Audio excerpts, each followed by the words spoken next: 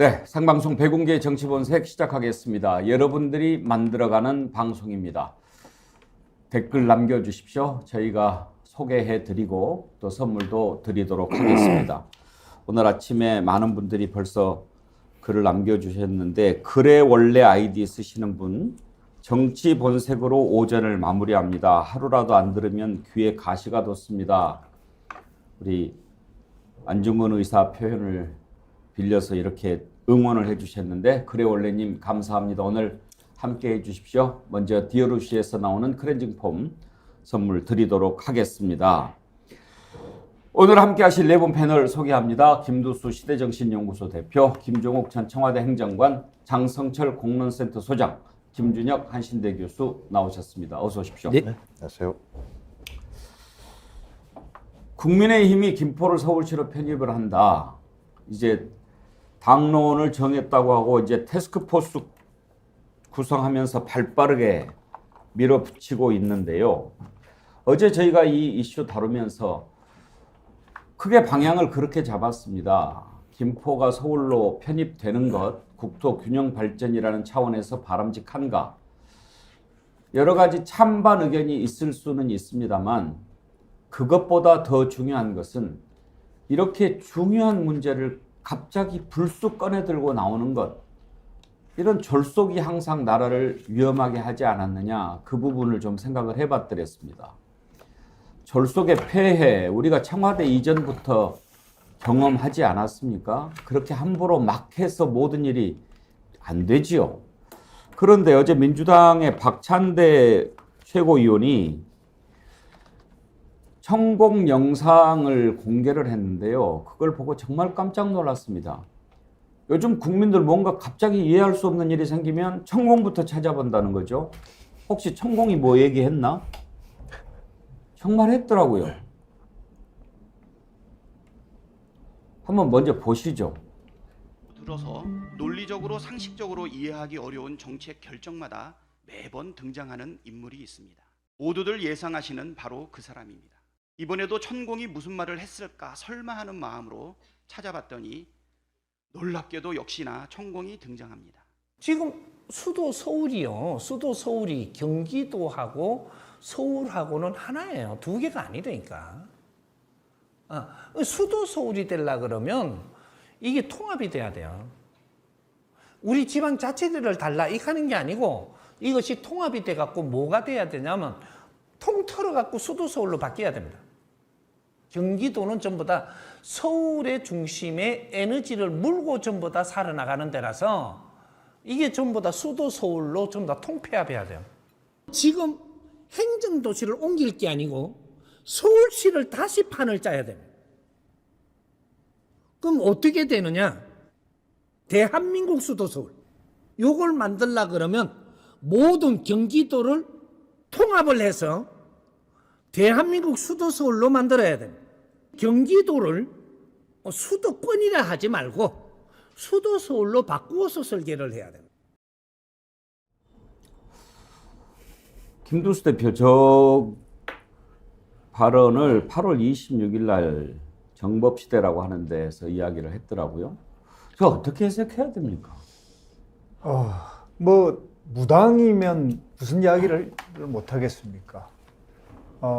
대한민국은 수도 서울의 에너지를 먹고 살기 때문에 전국토가 서울로 바꿔야죠. 저 논리라면. 그리고 뭐 세상에 수도 서울이 인구가 이미 지금 뭐 서울이라는 딱 지금 900만 대로 데려갔지만 수도권 전체가 50%를 넘어선 지 벌써 3년이 지났습니다. 그러니까 국토의 균형 발전이라든지 이런 시각을 로 보면 대한민국은 지금 한쪽이 기행화되고 있는데 거기에 이제 천공 같은 사람들이야 얼마든지 저걸 무책임하게 이야기할 수 있겠죠. 뭐 천공이 아니라 뭐 지공도 저런 이야기 할 수 있고 할 수 있는데 이 국민의힘이라는 데서 궁색하게 저게 어떤 근거로 나왔는지를 찾을 수 없으니까 결국 찾아보니까 저게 천공 이야기까지 가게 되는 만큼 뜬금포거든요. 뜬금포 선거 전략, 그리고 김기현의 어떤 의미에서 김기현 대표의 자기 뭐 자구책 같은 거, 그러니까 언론에 한 일주일 정도 이렇게 외면당하다 보니까 이게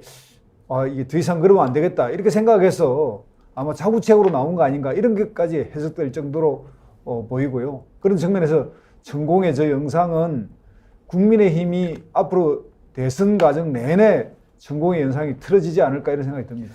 아니 김종욱 교수 저게 우연이냐고요. 예를 들어서 천공이 뭐라고 시부리든 간에 그런 것이 먼저 당이나 주요 발표가 나온 다음에 저런 자들이 그게 옳다 어쩌다 이렇게 얘기할 수는 있어요.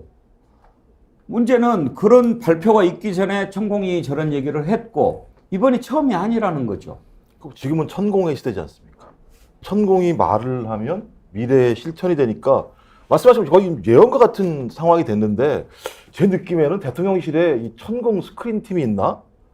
그러니까 저 천공이 얘기하면 그것이 권부 내에서 회자가 되고 회자된 내용들이 어떤 형태로든지 실천이 되는 거잖아요. 그러니까 제가 볼 때 이것도 마찬가지인데 아마 이런 내용들을 누군가 보고 현실적인 내용들을 결합을 시켜서 얘기를 했고 이 내용을 저는 대통령실이 몰랐을 거라고 생각하지 않습니다. 전 그렇다면 지금 상황 자체들은 권부에 도달하기 위한 가장 빠른 길은 천공이 얘기한 것들을 스크린에서 어떤 형태로든지 현실에 접합할 수 있는 능력이 있는 자, 지금 상황에서는 이제 홍철호 전 국회의원인가요? 당협위원장이겠죠? 이 사람이 천공 내용들을 스크린하고 자기의 현장의 상황과 결합시켜서 이 내용을 만들어내고 지금 최고로 핫한 인물이래요. 그 국민의힘 내부에서는 홍철호 당협위원장이. 그러면서 일부 그쪽 계신 분들은 야 홍철호 국회의원 되겠는데 이런 얘기까지 나오는 상황입니다. 저는 진짜 그야말로 많은 국민들이 천공의 시대에 살고 있다는 것 하나만으로도 학을 띨 것 같은데 뭐 제가 볼 때 대통령이 계속 있는 한 이런 일들은 반복적으로 벌어질 수밖에 없을 거다라는 생각이 들고요.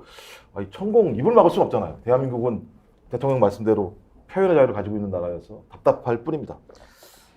장성철 소장 생각 한번 들어봅시다. 저 어떻게 해석을 해야 맞겠습니까? 우선 넘기시죠.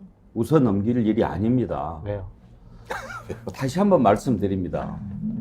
이게 인과관계가 없어야 맞잖아요. 그렇죠? 절대 그런 식으로 나라가 운영돼서는 안 되잖아요. 한두 번 그러면 웃어 넘길 수 있어요. 근데 지금 이게 계속 반복이 되기 때문에 제가 정말 걱정을 하는 거잖아요. 윤석열 대통령이나 김기현 당대표가 천공의 정법 강의를 보고 아이디어를 얻어가지고 국가의 중요한 정책 결정 사항을 정하고 제안을 했다라고 믿고 싶지가 않아가지고 저는 솔직히 언급할 가치가 없다라고 좀 생각이 들어가지고요. 일단 저도 가끔은 의아하게 생각을 하고 야 대단한 사람이네 막 그런 생각도 들고 의심도 들어요. 진짜 저 사람 영향력이 있나? 그런 생각이 드는데 그런 불행한 나라가 되지 않았으면 좋겠어요. 우연일까요? 우연이었다고 믿고 싶어요. 아니면은 진짜 앵커님, 야 천공이 얘기하는 게 진짜 국가 정책으로 다 결정이 되고, 야 정부에 있는 중요한 관계자들이 다 보고 거기서 아이디어 얻고 막 이래. 이게 정상적인 나라입니까? 안 그러기를 바라고. 저는 진작에 비정상 정부라고 규정한 바가 있습니다. 그러세요? 정상이 아니죠. 그 비정상은 정상이 아니다라는 비정상도 있고 네. 정의와 상식이 아니다라고 하는 비정상도 있고 그래서 제가 이 정부를 비정상 정부라고 지금 규정을 했는데 안 그랬으면 좋겠어요 정말. 김준혁 교수님 역사학자시니까 우리가 역사적으로도 주술이나 또 뭐 신돈, 승려 이런 사람들 이런 데서 의존해서 했던 옛날 그런 시대가 있기는 있었죠. 있었는데 반드시 망했죠. 있었는데 반드시 망했다는 게 역사의 진리고요. 저도 저 영상을 보고 뭐 또 깜짝 놀랐습니다. 아이고, 또 이렇게 됐구나. 그래서 천공하고 가장 유사한 역사 인물이 있습니다. 이의신이라고 하는 이제 술사죠. 언제 때입니까? 광해군 때입니다. 광해군 때. 광해군이 이 사람 때문에 폐위가 된 거예요. 쉽게 이야기해서. 광해군이 초반에는 중리배교도 잘하고 나름 이제 이런 대동법과 관련된 처음에 이런 여러 가지 법안들 만들어내는 과정에서 나름 꽤 좋은 군주로 성장을 해나가고 있었는데 이상하게 그 무당 또 풍수가 직관 뭐 이런 사람들한테 빠지기 시작을 했죠. 그 중에 최측근 중에 한 명이 이의신인데 이의신하고 이 도읍 옮기는 것까지 이야기를 합니다. 본인이 창덕궁에 살기 싫으니까 조선왕조실록 보게 되면 이의신한테 몰래 불러갖고 나 여기서 살기 싫다. 어디 딴 데 가면 좋겠다. 하니까 그건 신하들하고 공론화돼야 될 내용들 아닙니까? 그런데 풍수한테 이야기하니까 또 비유 맞추느냐고 전하 여기 반드시 옮겨셔야 됩니다. 그래서 궁궐을 3개나 만들어요.